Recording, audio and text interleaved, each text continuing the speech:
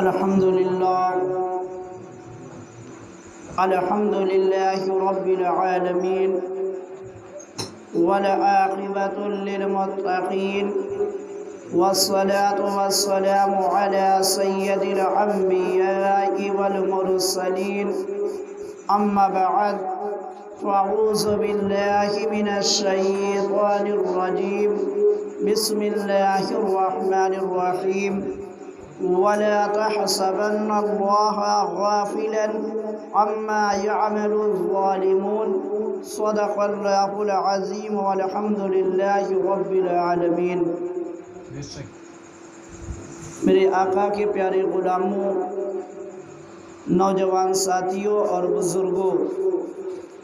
ممبر نور پر جلوہ بار علماء کرام، السلام علیکم ورحمۃ اللہ تعالی وبرکاتہ۔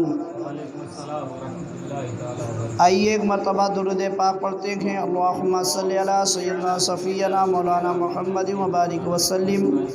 صلو علیہ صلاۃ و سلام علیک یا رسول اللہ صلی اللہ تعالی علیہ وآلہ وسلم۔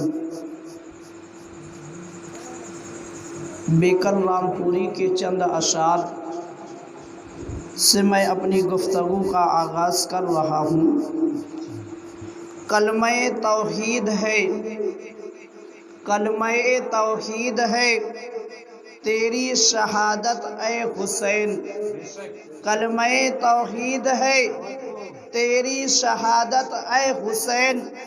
تو نہ ہوتا تو نہ رہ جاتا، تو نہ ہوتا تو نہ رہ جاتی صداقت اے حسین، تو نہ ہوتا تو نہ رہ جاتی صداقت یا حسین۔ تیری قربانی نے زندہ کر دیا اسلام کو، تیری قربانی نے زندہ کر دیا اسلام کو، وہ رہے گا تا ابد تیری بدولت اے حسین، وہ رہے گا تا ابد تیری بدولت اے حسین۔ طالبان منزل امن و سکون کے واسطے، طالبان منزل امن و سکون کے واسطے تیری قربانی ہوئی شمع ہدایت اے حسین، تیری قربانی ہوئی شمع ہدایت اے حسین۔ ملت اسلام کو ملتا ہے ایک درس حیات، ملت اسلام کو ملتا ہے ایک درس حیات، کیسے بھولیں ہم تیرا یوم شہادت اے حسین، کیسے بھولیں ہم تیرا یوم شہادت اے حسین۔ ایک بہت ہی پیارا شعر میں آپ کو دے رہا ہوں۔ حال میرا کچھ بھی ہو، حال میرا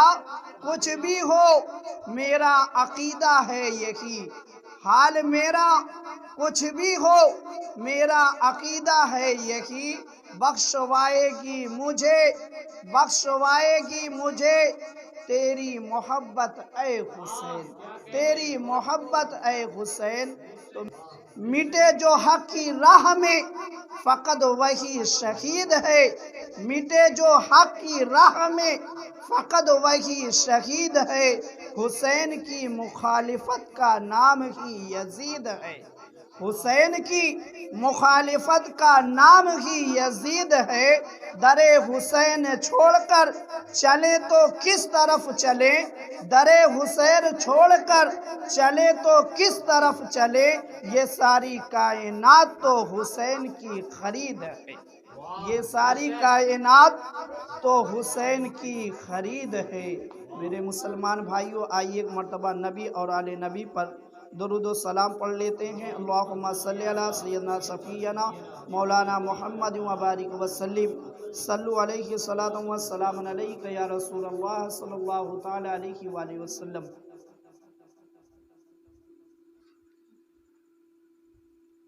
خطبہ مسنونہ کے بعد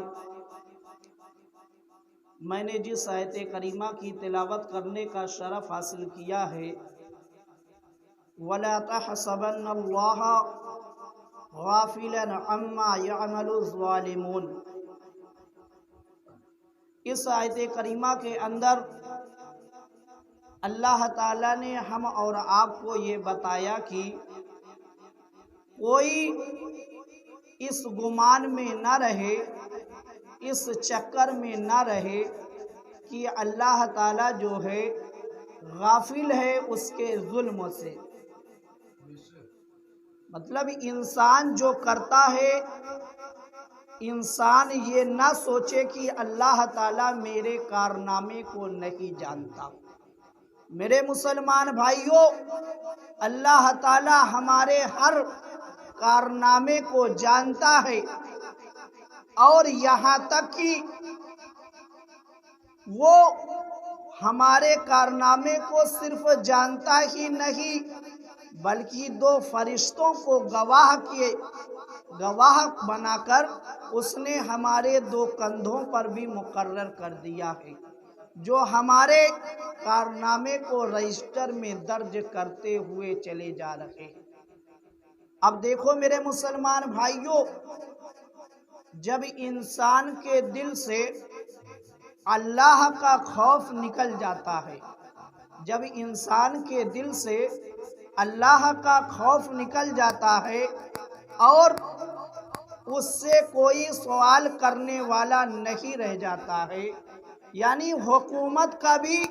اس کو ڈر نہیں ہوتا ہے، وہ بالکل جب آزاد ہو جاتا ہے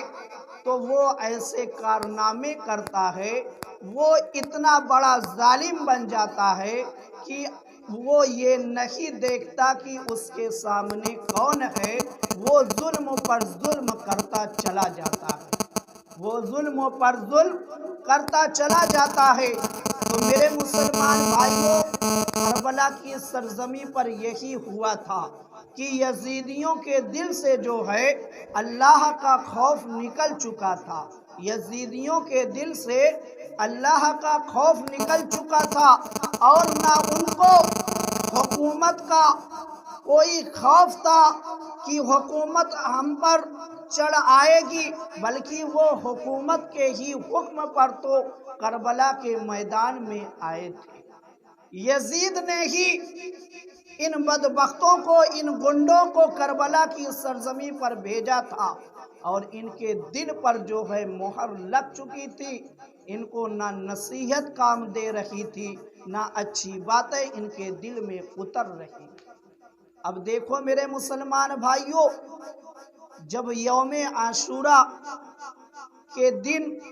حضرت امام حسین رضی اللہ تعالی عنہ کو شہید کر دیا جاتا ہے، اور آپ کے تمام عزیز و اقارب کو، آپ کے تمام مریدین کو جو ہے جب کربلا کی سرزمین پر ظلم کے ساتھ 3 دن بھوکا اور پیاسا رکھ کر شہید کر دیا جاتا ہے، یہی پر جو ہے ان ظالموں کا ظلم ختم نہیں ہو جاتا ہے۔ ظالموں کا ظلم، یزیدی جو ظلم تھا وہ یہیں پر ختم نہیں ہو جاتا ہے، بلکہ میرے آقا امام علی مقام کی شہادت کے بعد آپ کے جسم اطہر پر گھوڑے دوڑائے جاتے ہیں، اور آپ کے خیموں میں جو ہے آگ لگا دی جاتی ہے، اور حضرت زینب اور جو خاتون تھی خیمے کے اندر،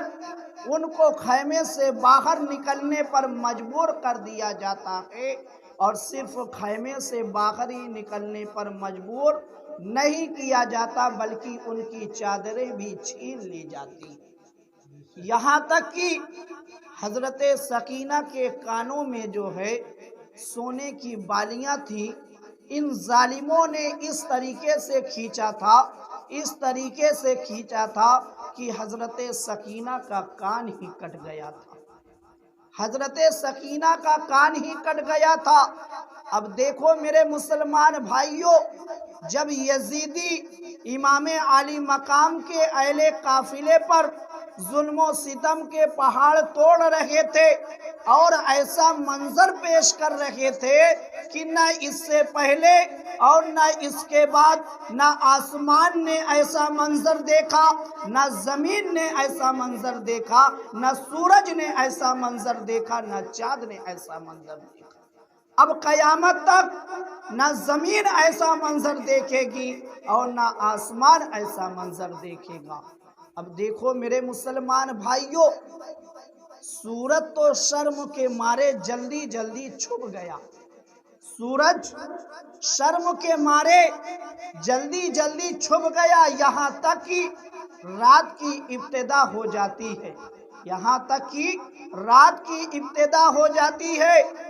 اور یہ خاتون جو کربلا کی سرزمین پر ریت پر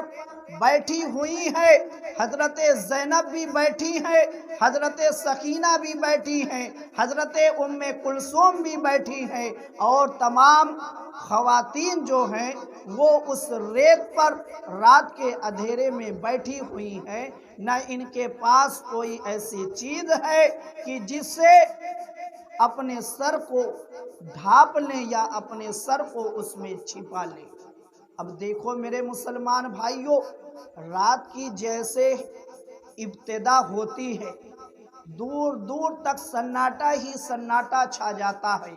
اندھیرا ہی اندھیرا چھا جاتا ہے، نہ جانور دکھائی پڑتے ہیں نہ انسان نظر آتے ہیں، یہاں تک کہ کربلا کی سرزمین پر جگہ جگہ صرف خون نظر آ رہا ہے۔ کربلا کی سرزمین پر جگہ جگہ صرف خون نظر آ رہا ہے، اور اگر کوئی آواز آ رہی ہے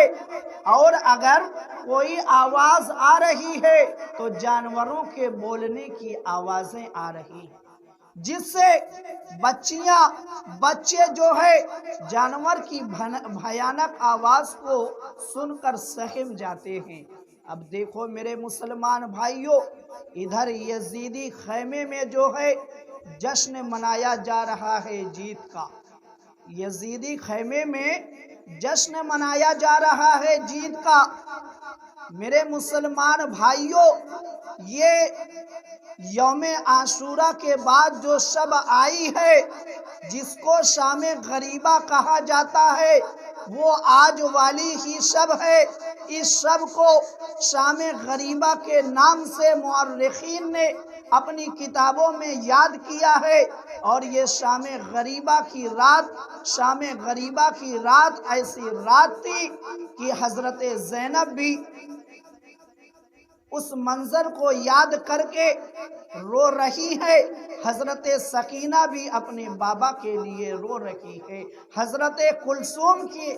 بھی آنکھ سے آنسو نکل رہا ہے۔ اب دیکھو میرے مسلمان بھائیوں، یزیدی اپنے خیمے کے اندر جشن منا رہے ہیں، اور ادھر آل نبی اہل بیت کے افراد جو ہیں وہ ریت پر رات کے اندھیرے میں بغیر سائے کے بیٹھے ہوئے ہیں، اور ان خواتین نے، حضرت زینب نے، حضرت ام کلثوم نے، حضرت سکینہ نے، ان لوگوں نے اگر پردے کا اہتمام کیا ہے تو دیکھو میرے مسلمان بھائیوں کس طریقے سے ان لوگوں نے پردے کا اہتمام کیا ہے۔ اگر زینب کی چادر چھین لی گئی ہے مگر پھر بھی زینب نے پردہ نہیں چھوڑا ہے، اگر سکینہ کی چادر چھین لی گئی ہے مگر سکینہ نے پھر بھی پردہ نہیں چھوڑا ہے، اگر ام کلثوم کی چادر چھین لی گئی ہے پھر بھی ام کلثوم نے پردے کا دامن نہیں چھوڑا ہے۔ حضرت زینب نے کہا تھا کربلا کی سرزمین سے کہ اے بیویوں، اگر ان یزیدیوں نے ہماری چادروں کو چھین لیا ہے پھر بھی ہم کو پردے کا دامن نہیں چھوڑنا ہے، ہم کو اللہ تعالیٰ نے اگر لمبے لمبے بال دیے ہیں، بڑے بڑے بال دیے ہیں، تو آج ہم انہی بالوں سے اپنے چہرے کا پردہ کریں گے۔ یعنی ان بیویوں نے اپنے بال کو جو ہے چہرے پر ڈھانپ لیا تاکہ کوئی بھی یزیدی ان بیویوں کے چہرے کو نہ دیکھ سکے۔ اب دیکھو میرے مسلمان بھائیوں، ایسے عالم میں بھی ان بیویوں نے پردے کا دامن نہیں چھوڑا، اور آج ہمارا اور آپ کا رواج کیا بن گیا کہ ذرا ذرا سی بات پر لوگ اپنے دوپٹے کو پھینک دیتے ہیں یا اور ایسا لباس پہن کر کہ جس سے ان کا جسم چھپنا چاہیے تھا بلکہ اور ظاہر ہو گئے۔ میرے مسلمان بھائیوں، اس بات کا ضرور خیال رکھنا کہ جہاں پر کربلا کی سرزمین سے ہم اور آپ کو صبر کا پیغام ملا ہے، وہیں سے زینب نے بھی ہم اور آپ کو یہ پیغام دیا ہے کہ اپنے گھر میں پردے کا پورا اہتمام کیا جائے،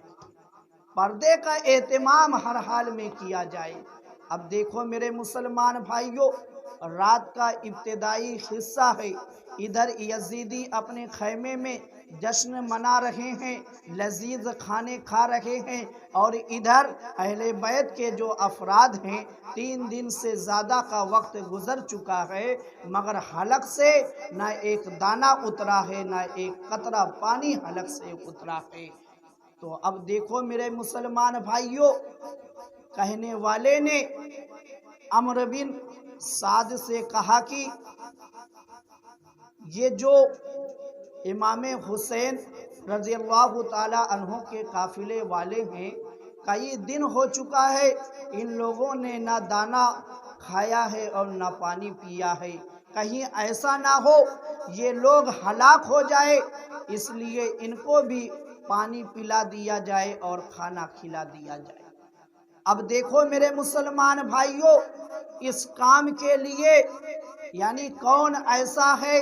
جو زینب تک پانی پہنچائے، جو زینب تک کھانا پہنچائے، جو سکینہ تک کھانا پہنچائے، جو سکینہ تک پانی پہنچائے؟ اس کام کے لیے اگر کسی عورت کا انتخاب کیا گیا ہے تو حضرت حر کی بیوی کا انتخاب کیا گیا۔ حضرت حر کی بیوی کو پانی اور دانہ یعنی کھانا لے کر ان بدبختوں نے، ان یزیدیوں نے حضرت زینب کے پاس بھیجا، اور حضرت زینب اب اس مقام پر کھڑی ہے کہ جو کبھی حضرت امام حسن کا رول ادا کر رہی ہے، کبھی حضرت امام حسین کی ذمہ داریاں ادا کر رہی ہے، یہی زینب ہے کہ جو اب اپنے قافلے والوں کی نگہبانی کر رہی ہے۔ اور حضرت زینب کو جب تلوار نہیں ملی، جب بھالا نہیں ملا، نیزہ نہیں ملا، اسی کربلا کی سرزمین پر ایک ٹوٹا ہوا خنجر مل گیا، جس کو حضرت زینب لے کر کبھی دائیں جاتی ہے اور کبھی بائیں جاتی ہے، کبھی سامنے جاتی ہے اور کبھی پیچھے جاتی ہے۔ اس طریقے سے حضرت زینب جو ہے پہرا دے رہی ہے تاکہ جو ہے ان کے قافلے تک کوئی پہنچ نہ پائے۔ جب حر کی بیوی کھانا لے کر پانی لے کر پہنچتی ہے تو حضرت زینب جو ہے سامنے آ کر کھڑی ہو جاتی ہے اور کہتی ہے، اے آنے والے تو کون ہے؟ اے آنے والے تو کون ہے؟ آخر اتنی رات میں آنے کا تیرا کیا مقصد ہے؟ اگر لوٹنا ہی ہے تو جب صبح ہوگی تب لوٹ لینا، آخر ہمارے پاس اب بچا ہی کیا ہے؟ تم بدبختوں نے تو پہلے ہی ہمارے خیمے کو بھی لوٹ لیا ہے اور ہمارے سامانوں کو بھی لوٹ لیا ہے، اب ہمارے پاس کچھ نہیں بچا ہے۔ تو حر کی بیوی نے کہا کہ اے بیوی، اے زینب، میں لوٹنے کے لیے یا اور کسی کام کے لیے نہیں آئی ہوں، بلکہ یزیدیوں نے مجھ کو کھانا پانی لے کر بھیجا ہے۔ حضرت زینب نے کہا کہ اے حر کی بیوی، تو اس وقت کہاں تھی جب میرا علی اصغر پانی کے لیے تڑپ رہا تھا؟ اے حر کی بیوی، تو اس وقت کہاں تھی جب علی اکبر پانی کے لیے تڑپ رہا تھا، جب قاسم پانی کے لیے تڑپ رہا تھا، جب عباس اپنے بازوؤں کو پانی کے لیے کٹا رہے تھے، تو تم اس وقت کہاں تھی؟ تو حضرت حر کی بیوی جو ہے حضرت زینب کے قدموں میں گر جاتی ہے اور منتیں کرنا شروع کر دیتی ہے کہ اے بیوی، میں جو لے کر آئی ہوں اس کو قبول کر لیا جائے، اس کو اپنی بارگاہ میں قبول کر لیا جائے۔ اچھا اب دیکھو میرے مسلمان بھائیوں، حضرت زینب نے تو قبول کر لیا، اور جب حضرت زینب نے پانی اور کھانا لے لیا تو اب حضرت زینب پانی اور کھانا لینے کے بعد سکینہ کے پاس پہنچتی ہے، جو سکینہ پیاس کی وجہ سے بالکل مرجھا چکی تھی، جن کی آنکھیں پانی نہ ملنے کی وجہ سے بالکل بند ہو چکی تھی، جو نیند کے آغوش میں بھی جا چکی تھی، اس سکینہ کے سامنے جب حضرت زینب نے کہا کہ اے میری بیٹی ہم کو پانی مل گیا ہے، لو تم پانی پی لو، جیسے ہی حضرت سکینہ نے پانی کا لفظ سنا ہے، پانی کا نام سنا ہے، آپ کی آنکھیں کھل جاتی ہیں اور کہتی ہیں اے پھوپھی جان، آخر یہ پانی کہاں سے آیا؟ کیا حضرت عباس آ گئے جو پانی لے کر آ گئے؟ تو حضرت زینب نے کہا کہ اے میری بیٹی سکینہ، حضرت عباس تو نہر فرات پر سو رہے ہیں، مگر حر کی بیوی یہ پانی اور کھانا لے کر آئی۔ اب دیکھو میرے مسلمان بھائیوں، جب حضرت زینب نے یہ چاہا کہ سکینہ کو پانی پلا دیا جائے، سکینہ نے کہا کہ اے پھوپھی جان کیا آپ نے پانی پی لیا ہے؟ تو حضرت زینب نے کہا کہ اے سکینہ ابھی میں نے پانی تو نہیں پیا ہے، کیونکہ میرے نانا جان کا یہ وصول تھا، میرے نانا جان کی یہ سنت مبارکہ تھی کہ میرے نانا جان اگر کوئی چیز لاتے تھے یا کسی کو کوئی چیز دیتے تھے تو چھوٹوں سے شروع کیا کرتے تھے، تم ہمارے ساتھ ہمارے قافلے میں سب سے چھوٹی ہو، اس لیے تم کو پہلے پانی پلایا جا رہا ہے۔ جب سکینہ نے اس لفظ کو سنا ہے، حضرت سکینہ نے حضرت زینب کے ہاتھ سے پیالے کو لے لیا، اور حضرت زینب سے پیالہ لینے کے بعد حضرت سکینہ مقتل کی طرف اپنے ننھے ننھے قدموں سے بھاگنا شروع کر دیتی ہیں۔ زینب کہتی ہیں اے سکینہ کہاں جا رہی ہو؟ تو سکینہ نے کہا کہ اے پھوپھی جان ابھی تو آپ ہی نے کہا ہے کہ ہمارے نانا کی یہ سنت مبارکہ تھی کہ وہ پہلے بچوں کو پانی پلایا کرتے تھے، پہلے وہ بچوں کو کھلایا کرتے تھے، تو ہمارے قافلے میں جو سب سے چھوٹا ہے اس کا نام علی اصغر ہے، میں سب سے پہلے اپنے بھیا علی اصغر کو پانی پلاؤں گی۔ میرے مسلمان بھائیوں، جب حضرت سکینہ کے ان الفاظ کو جو ہے حضرت زینب نے اور بیویوں نے سنا ہے، زاروں قطار رونے لگی تمام بیویاں۔ اب دیکھو میرے مسلمان بھائیوں، یہاں تک کہ رات آدھی تو گزر جاتی ہے، رات آدھی گزر جاتی ہے، اتنے میں زینب نے کیا دیکھا کہ ایک گھوڑے پر ایک شخص جو ہے سوار ہو کر وہ اہل بیت کی طرف بہت تیزی کے ساتھ آ رہا ہے۔ جب زینب نے دیکھا کہ گھوڑ سوار ہماری طرف آ رہا ہے، زینب نے آواز بلند کر کے کہا کہ ادھر مت آنا، ادھر جو ہے نبی کی شہزادیاں ہیں، ادھر مت آنا ورنہ میں تجھ پر حملہ کر دوں گی۔ حضرت زینب نے اس خنجر کو اٹھا لیا، اور اٹھانے کے بعد اس گھوڑ سوار کو بار بار آپ تاکید کرتی رہی کہ ادھر مت آنا، مگر وہ گھوڑ سوار جو تھا وہ بہت ہی تیزی کے ساتھ اہل قافلے کی طرف ہی چلا آ رہا تھا۔ مگر اب دیکھو میرے مسلمان بھائیوں، یہاں تک کہ وہ گھوڑ سوار جو ہے حضرت زینب کے قریب آ جاتا ہے، حضرت زینب نے فوراً جو ہے اس کے گھوڑے کی لگام کو پکڑ لیا اور کہا کہ اب اس سے آگے نہیں جانا ہے۔ تو اس گھوڑ سوار نے کہا کہ اے میری بیٹی کیا تو مجھ کو نہیں پہچانتی ہے؟ اب حضرت زینب نے جب اپنے بابا کی آواز کو سنا ہے فوراً پہچان گئی۔ حضرت علی نے جب اپنے چہرے سے نقاب کو ہٹایا ہے تو حضرت زینب زاروں قطار رونے لگی کہ اے بابا جان، جب ہمارے بھائی حسین کو قتل کیا جا رہا تھا، جب علی اکبر کو شہید کیا جا رہا تھا، جب قاسم کو شہید کیا جا رہا تھا، جب علی اصغر کو شہید کیا جا رہا تھا، تب آپ کیوں نہیں آئے؟ تو حضرت علی نے کہا کہ اے میری بیٹی، وہ منظر جو ہے میری آنکھوں سے پوشیدہ نہیں ہے۔ میں اس وقت اس لیے نہیں آیا کیونکہ امام حسین جو ہے امتحان دے رہے تھے صبر کا۔ اگر میں میدان میں آ جاتا تو ایک بھی یزیدی جو ہے زندہ نہیں بچتا، مگر میرا حسین جو ہے امتحان میں فیل ہو جاتا، میرا حسین امتحان میں فیل ہو جاتا۔ اس لیے میں حسین کی مدد کے لیے نہیں آیا، بلکہ اب میں یہ خوشخبری سنانے آیا ہوں کہ میرا حسین جو ہے امتحان میں کامیاب ہو گیا، میرا حسین امتحان میں پاس ہو گیا۔ میرے مسلمان بھائیوں، بڑی مشکل سے یہ شام غریبہ کی جو رات تھی ان بیویوں نے کاٹی ہے۔ آپ خود اندازہ لگائیں کہ اگر آپ پردیس میں ہو اور آپ کے پاس جو ہے کچھ بھی نہ ہو، نہ آپ کا کوئی ایسا شخص ہو کہ جو آپ کا ذمہ دار بن سکے، جو آپ کی حفاظت کر سکے، جو آپ کی رہنمائی کر سکے،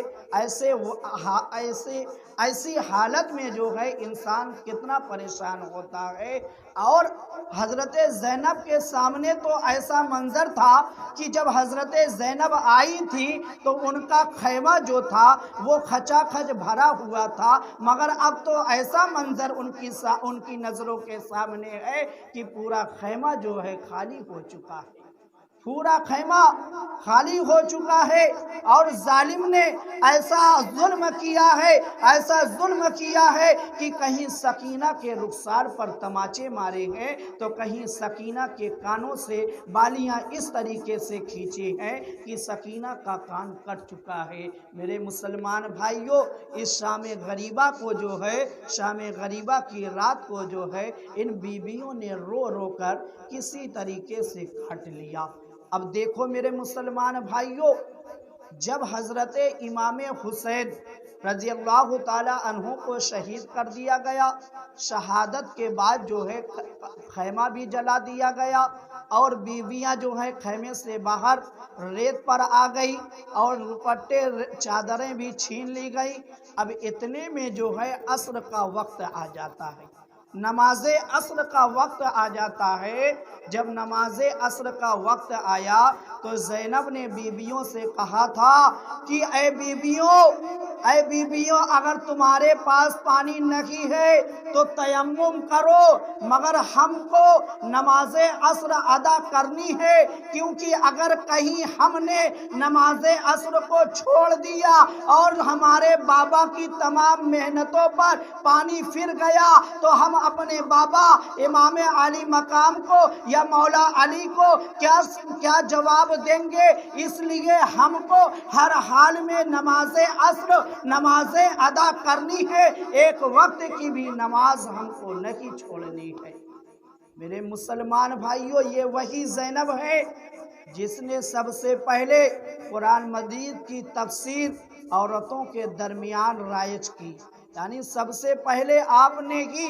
قرآن مجید کی تفسیر جو ہے عورتوں کو پڑھانا شروع کیا ہے۔ یہ وہی زینب ہے جنہوں نے کربلا کے میدان میں بھی بیویوں کو نماز عصر یا اور وقتوں کی نماز ادا کرنے کی تاکید کرتی ہوئی نظر آتی ہے۔ اب دیکھو میرے مسلمان بھائیوں، 11 محرم کی تاریخ آ جاتی ہے، 11 محرم کی تاریخ آ جاتی ہے اور جیسے ہی سورج طلوع ہوتا ہے ان ظالموں نے جو ہے فوراً بیویوں کو گرفتار کر لیا اور سکینہ کے ہاتھوں کو رسیوں سے باندھ دیا اور تمام بیویوں کو جو ہے زنجیروں میں باندھ دیا جاتا ہے، یہاں تک کہ حضرت امام زین العابدین جو بہت ہی تیز بخار میں مبتلا تھے، ان کے پیروں میں بیڑیاں ڈال دی جاتی ہیں، ان کے ہاتھ کو جو ہے زنجیروں سے باندھ دیا جاتا ہے، اور ان کے گلے میں جو ہے خاردار توق ڈال دیا جاتا ہے، خاردار توق ڈال دیا جاتا ہے۔ اور ڈالنے کے بعد میرے آقا سرکار دو عالم صلی اللہ تعالی علیہ وآلہ وسلم کی شہزادیوں کو جو ہے ننگے اونٹ پر رسیوں سے باندھ کر بٹھا دیا جاتا ہے۔ اب میرے مسلمان بھائیوں، ان اونٹوں کی نکیل جو ہے وہ حضرت امام زین العابدین کے ہاتھ میں دے دی جاتی ہے۔ ایک تو اوپر سے پہلے سے آپ بخار میں مبتلا ہے، اور اتنا تیز بخار ہے کہ آپ بستر سے اٹھ نہیں سکتے تھے، اور اوپر سے جو ہے آپ کے گلے میں خاردار توق ڈال دیا گیا ہے، آپ کے پیروں میں جو ہے بیڑیاں ڈال دی گئی ہے، اور آپ کا ہاتھ جو ہے زنجیر سے باندھ دیا گیا ہے۔ سوچو میرے مسلمان بھائیوں، اس وقت حضرت امام زین العابدین کی کیفیت کیا رہی ہوگی۔ یہاں تک کہ لکھنے والوں نے لکھا ہے کہ حضرت امام زین العابدین اونٹوں کی نکیل کو جب پکڑ کر چل رہے تھے تو آپ سیدھا کھڑے ہو کر نہیں چل پا رہے تھے، آپ جھک جھک کر چل رہے تھے، آپ جھک جھک کر چل رہے تھے۔ تو میرے مسلمان بھائیوں، جب ان ظالموں نے اس طریقے سے ظلم کیا ہے، اب یہ قافلہ جو ہے کربلا کے میدان سے نکلنے کی تیاری کرتا ہے، کربلا کے میدان سے نکلنے کی تیاری کرتا ہے یہ قافلہ۔ اور جب میرے آقا سرکار دو عالم صلی اللہ تعالی علیہ وآلہ وسلم کے گھر والوں کو اس طریقے سے ظلم کے ساتھ جو ہے کربلا کی سرزمین سے لے جایا جاتا ہے، تو جب کربلا چھوٹنے لگتا ہے، زینب نے ایک نظر جو ہے اپنے بھائی کی طرف اٹھا کر دیکھی۔ یہاں تک کہ میرے مسلمان بھائیوں، ان بیویوں نے کربلا کو جب چھوڑا ہے تو زارو قطار رو کر چھوڑا ہے۔ یہاں تک کہ یہ قافلہ جو ہے بہت تیزی کے ساتھ سفر کرتا ہوا کوفہ کے قریب پہنچ جاتا ہے، کوفہ کے قریب پہنچ جاتا ہے۔ اور اس کی کیفیت جو ہے یہ قافلہ کی شکل میں بنا کر ظالم لے کر جا رہے تھے، اس کی کیفیت یہ تھی کہ آگے جو ہے امام علی مقام کا سر نیزے پر تھا، اس کے بعد اس کے پیچھے جو ہے اور شہداء کا سر تھا، اور اس کے پیچھے جو ہے یہ قافلہ لٹا ہوا قافلہ جو ہے یہ تھا۔ اس طریقے سے جو ہے اور یہ یزیدی خوشی میں جو ہے ناچتے گاتے ہوئے بہت تیزی کے ساتھ سفر کرتے ہوئے کوفے کی طرف جا رہے تھے۔ جب کوفہ تھوڑی دور پر رہ جاتا ہے تو ابن زیاد کا یہ فرمان آتا ہے کہ ابھی تم کو جو ہے کوفہ کے اندر داخل نہیں ہونا ہے۔ اب میرے مسلمان بھائیوں، آخر کیوں روکا جا رہا ہے، کیوں نہیں کوفہ کے اندر داخل ہونے دیا جا رہا ہے؟ وہ اس لیے کہ کوفہ کو سجایا گیا، کوفہ کی ہر گلی جو ہے پہلے سجائی گئی، یہاں تک کہ پورے کوفہ کے اندر جو ہے ناکہ بندی کر دی گئی، اور یہ اعلان کر دیا گیا کہ کوئی بھی شخص جو ہے وہ اپنے گھر سے باہر نہیں نکلے گا، جگہ جگہ پر سپاہی بٹھا دیے گئے۔ اس طریقے سے پورے کوفہ کو جو ہے سجایا گیا، اور پھر اس کے بعد جو ہے ایک لشکر جو ہے اس قافلے کا استقبال کرنے کے لیے، یعنی ان ظالموں کا استقبال کرنے کے لیے کوفہ کے دروازے پر پہنچتا ہے، اور شاندار استقبال کے ساتھ جو ہے ان ظالموں کا جو ہے داخلہ کوفہ کے اندر ہوتا ہے۔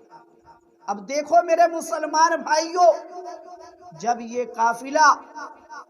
یہ لٹا ہوا قافلہ کوفے کے اندر داخل ہوتا ہے، وہی بدبخت جنہوں نے خطوط لکھ کر میرے آقا امام علی مقام کو بلایا تھا، वही बुज़दिल अपने घरों में तो छुप कर बैठे रहे, या कुछ ऐसे थे जो करबला की सरजमी पर आकर इमाम अली मकाम को शहीद कर दिया। जब इमाम अली मकाम का ये काफिला कूफा के अंदर दाखिल होता है, कूफा की हर गली में ये ऐलान किया जाता है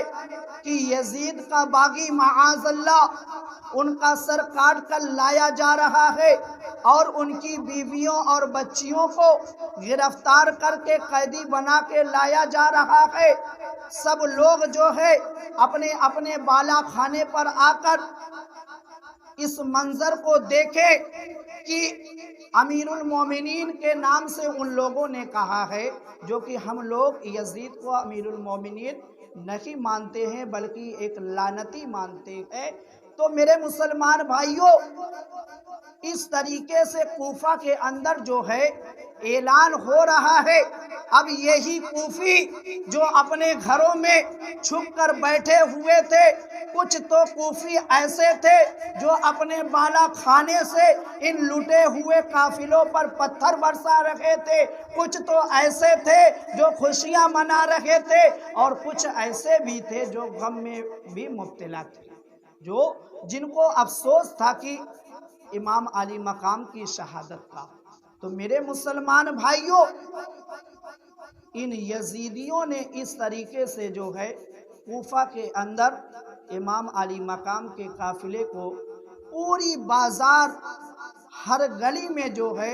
नेज़े पर रख कर शहीदों के सर को पूरी गली में घुमाया, और घुमाने के बाद जो है मेरे मुसलमान भाइयों, ये मंजर, ये वाक़या जो है 12 मुहर्रम को हुआ है। 11 मुहर्रम को जो है करबला से ये काफिला चला है और 12 मुहर्रम को जो है कूफा के अंदर पहुंचा है, और 12 मुहर्रम को जो है कूफा की हर गली में इमाम अली मकाम के सर मुबारक को घुमाया गया है, अली अकबर के सर को घुमाया गया है, अली असगर के सर को घुमाया गया है, कासिम के सर को घुमाया गया है, हर शोदा के सर को जो है नेज़े पर रख कर आगे आगे जो है ढोल और तासे बजाकर इमाम अली मकाम के सर को कूफा के अंदर ये यजीदी घुमा रखे थे। तो अब देखो मेरे मुसलमान भाइयों, उसके बाद जो है इमाम अली मकाम का सर जो है इब्ने ज़ियाद के दरबार में जाता है, और इब्ने ज़ियाद का जो दरबार था उस वक्त इस तरीके से सजाया गया था कि बिल्कुल उसको दुल्हन बना दिया गया था, बिल्कुल उसको दुल्हन बना दिया गया था। और कूफा के जो बड़े बड़े अमीर थे उनको स्पेशल करके जो है दारुल हुकूमत के अंदर बुलाया गया था। बहुत भारी मजमा लगा था दारुल हुकूमत के अंदर। ऐसे हुजूम के अंदर जो है मेरे आका इमाम अली मकाम का काफिला जो है दारुल हुकूमत के अंदर दाखिल होता है। अब देखो मेरे मुसलमान भाइयों, इमाम अली मकाम का जो सर मुबारक था वो एक तश्त में रख कर जो है इब्ने ज़ियाद के सामने रखा जाता है, और इब्ने ज़ियाद के हाथ में जो है एक छड़ी थी। इब्ने ज़ियाद जो है बार बार इमाम अली मकाम के दंदाने मुबारक पर उस छड़ी से मार रहा था। तो वहीं पर जो है एक सहाबी रसूल, एक बुजुर्ग सहाबी रसूल जो है वहाँ पर मौजूद थे, जिनका नाम हजरत अरकम है। जब उनसे ये मंजर देखा ना गया, वो खड़े हो जाते हैं और कहते हैं, ऐ इब्ने मरजाना, तू अपनी छड़ी को जो है इमाम अली मकाम के लबे मुबारक से हटा ले, क्योंकि मेरी नजरों ने जो है बारहा देखा है कि मेरे आका जो है इस लम्हाए मुबारक को चूमा करते थे। मेरे आका इमाम अली मकाम के लबे मुबारक को चूमा करते थे। जब हजरत अरकम ने ये सदा बुलंद की है दारुल हुकूमत के अंदर, तो इब्ने ज़ियाद ने कहा कि अगर तू सहाबी रसूल ना होता या तू ज़ईफ ना हो गया होता तो मैं अभी तुझे इसी वक्त कत्ल करवा देता। अब हजरत अरकम ने कहा कि तुझको میرے صحابی رسول ہونے کا اتنا خیال ہے یا میری ضعیفی کا تجھ کو اتنا خیال ہے؟ مگر جس کا سر تیرے سامنے رکھا ہے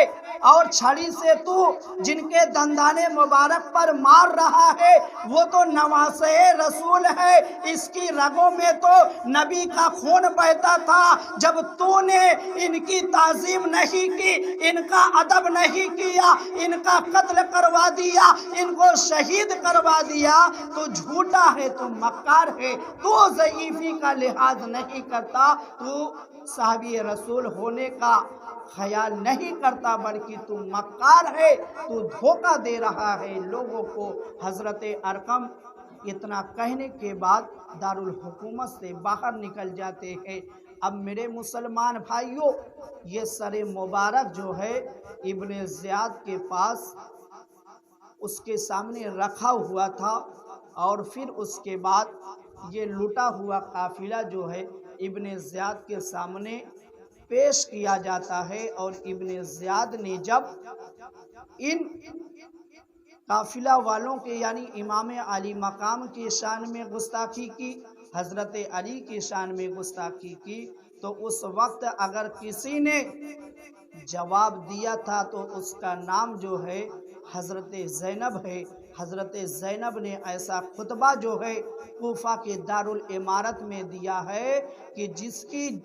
خنق جو ہے آج بھی دارالحکومت کے اندر سنائی دیتی ہے۔ اور حضرت زینب نے ایسا خطبہ دیا تھا کہ دارالحکومت جو ہے وہ ہل گیا تھا، اور جو وہاں پر موجود تھے ان کے کان کھڑے ہو گئے تھے۔ تو میرے مسلمان بھائیوں، یہ قافلہ جو ہے 12 محرم الحرام کو کوفہ کے اندر پہنچ جاتا ہے، اور کوفہ کے اندر پہنچنے کے بعد ابن زیاد کے پاس جو ہے یہ قافلہ 35 دن رہتا ہے۔ پھر اس کے بعد یہاں سے آگے کا سفر جو ہے وہ شروع ہوتا ہے۔ انشاءاللہ تعالی کل جو ہے آپ علی جناب محمد سجاد صاحب کے دولت قدے پر تشریف لائیں۔ انشاءاللہ جو ہے اس سے آگے کا واقعہ حضرت زینب نے کیا خطبہ دیا تھا میں آپ کو سناؤں گا، آپ جو ہے وہاں پر تشریف لائیں۔ وآخر دعوانا ان الحمدللہ رب العالمین۔ کھڑے ہو جائیے۔